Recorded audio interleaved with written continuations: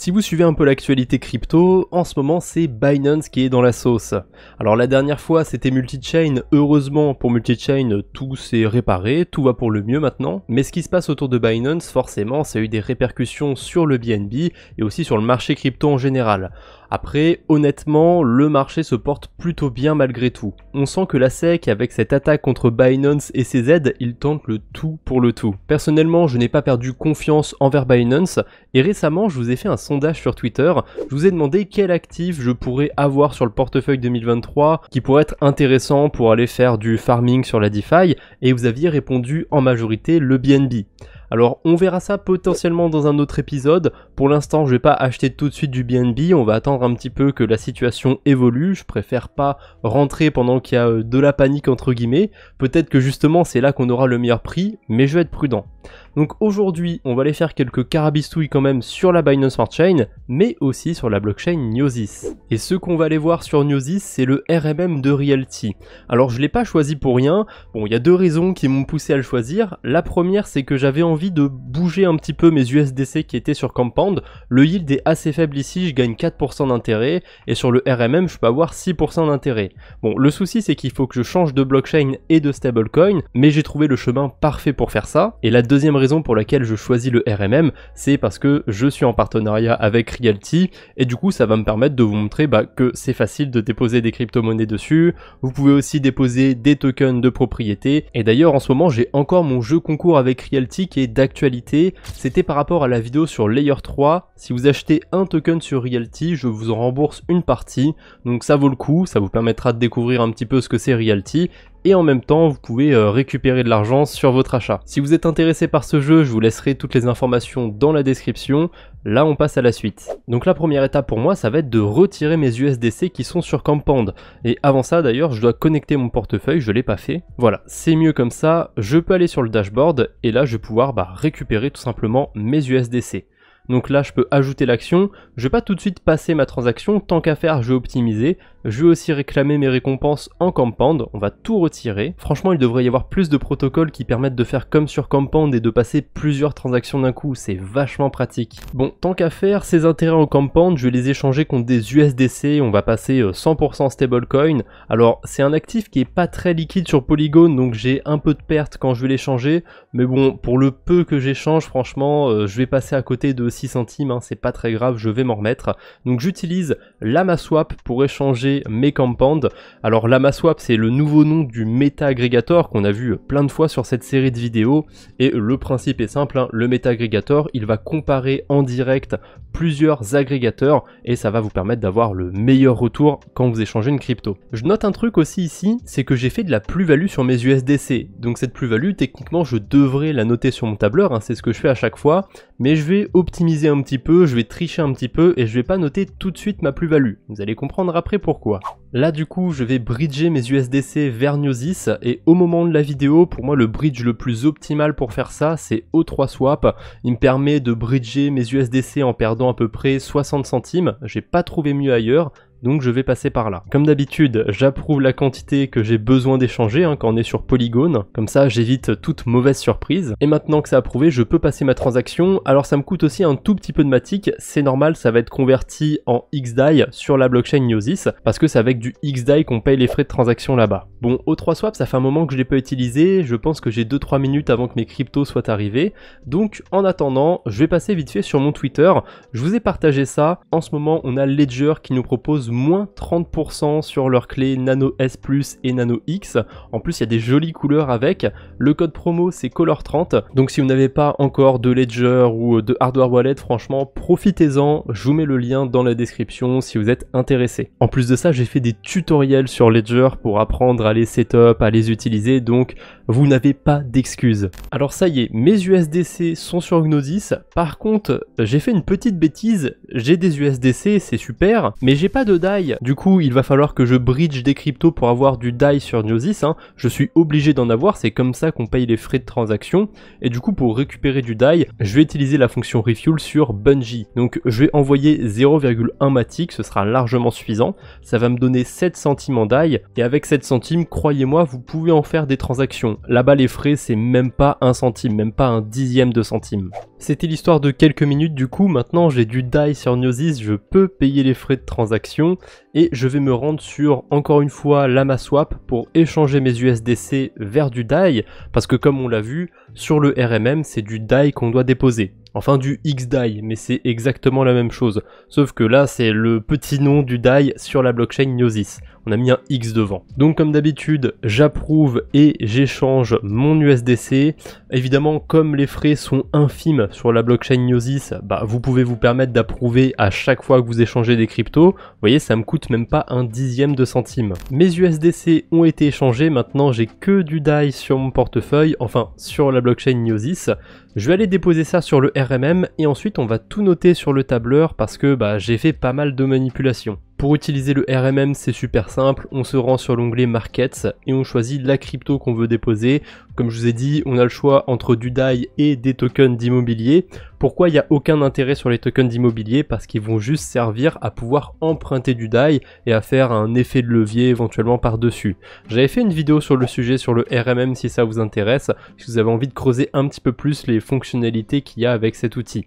Mais là, je vais pas m'embêter, je vais juste déposer du DAI dessus et ça ira très bien pour aujourd'hui. J'ai fait des calculs théoriques entre Compound et le RMM. Si les intérêts restent au même niveau, c'est-à-dire à peu près 4% sur Compound et à peu près 6% sur le RMM, d'ici une semaine, j'aurais eu intérêt à envoyer mes cryptos sur le RMM, en prenant en compte le fait que je me suis tapé des frais sur le bridge, en changeant de stablecoin, etc. Parce que si je laisse mes cryptos sur Compound, je vais faire approximativement 4 $ par mois. Alors que si mes cryptos sont sur le RMM, je vais toucher à peu près 6 $ par mois. Ça fait une petite différence quand même, 2 $ par mois. Donc sur un mois, c'est peut-être pas très impactant, mais sur une année, ça fait 24 $, sur 2 ans, ça fait 48, etc., etc.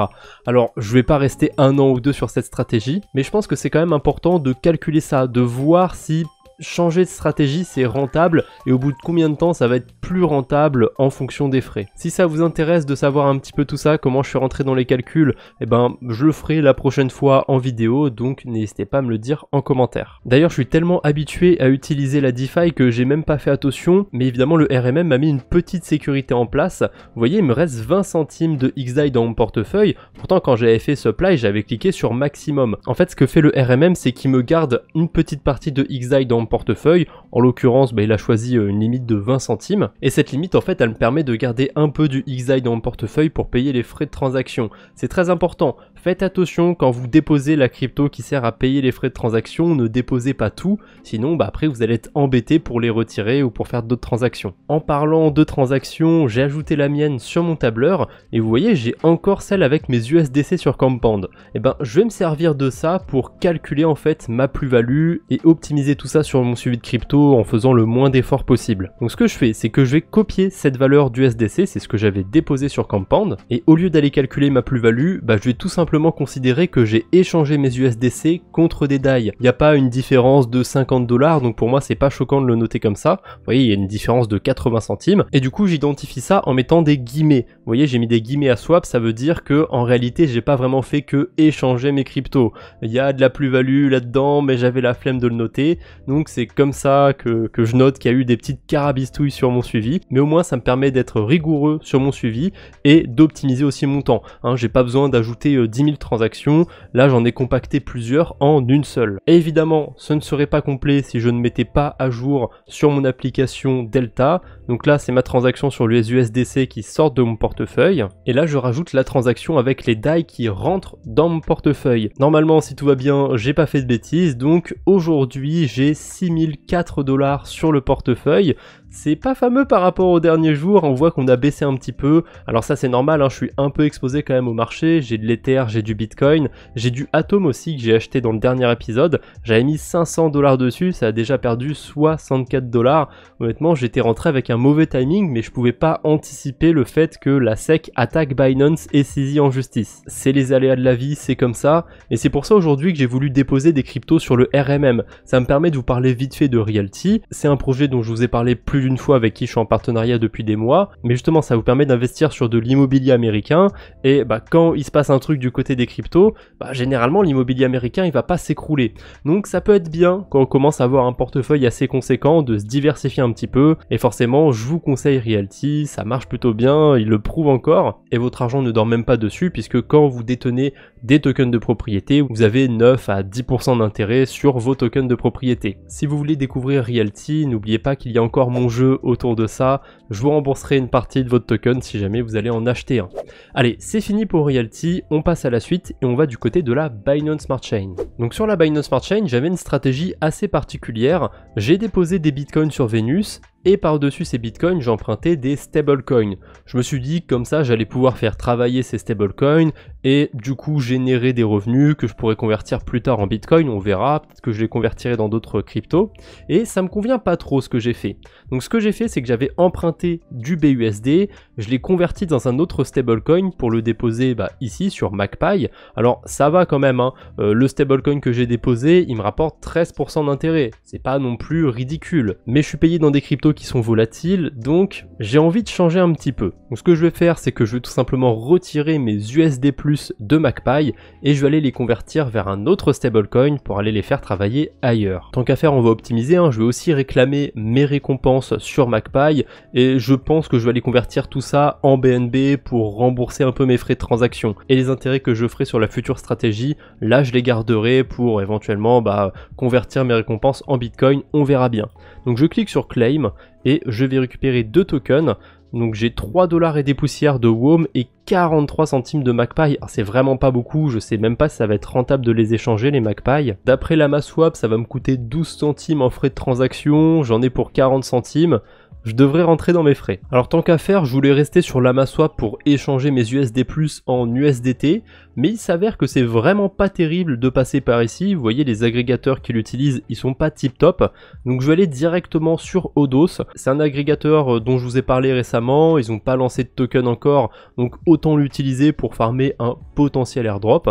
Et en plus, là j'ai un bon retour. Je peux échanger mes USD+ en perdant seulement 7-8 centimes. Bon, le suspense est terminé, je vous montre où est-ce que je vais déposer mes USDT et je vais le faire sur Hyphen. C'est un bridge dont j'ai eu l'occasion de vous parler plusieurs fois sur la chaîne YouTube. En tout cas, c'est un bridge plutôt sympathique qui marche assez bien, il n'y a pas de grosse liquidité dessus, mais l'avantage justement c'est qu'il n'y a pas beaucoup de liquidité dessus. Si je descends au niveau de l'USDT sur la Binance Smart Chain, on peut voir qu'il y a 22% d'intérêt sur l'USDT. Et je suis pas payé en shitcoin ou quoi que ce soit. On va zoomer et vous allez voir comment je suis payé. Je touche 1,4% d'intérêt en Reward APY, ça va être en token Biconomy, je m'en fous personnellement. Ce qui m'intéresse c'est en dessous, c'est les fees APY, et là il y a 21% d'intérêt. Et ça va être que des intérêts en USDT du coup. Ça va être des intérêts qui vont être générés parce que des gens échangent des stablecoins sur Hyphen. Comme je vous ai dit, le bridge a assez peu de liquidité. Vous voyez, sur la Binance Smart Chain, il y a 244 000 USDT, mais ils sont pas mal sollicités. Donc ça génère des intérêts assez élevés. Alors ça pourrait très bien être juste aujourd'hui où il y a eu de la volatilité. En plus, je vous ai parlé de l'attaque de la SEC par rapport à Binance. Mais non, non, non, ça fait déjà quelques semaines que je surveille un petit peu le rendement sur Hyphen et il est plutôt élevé depuis un petit moment.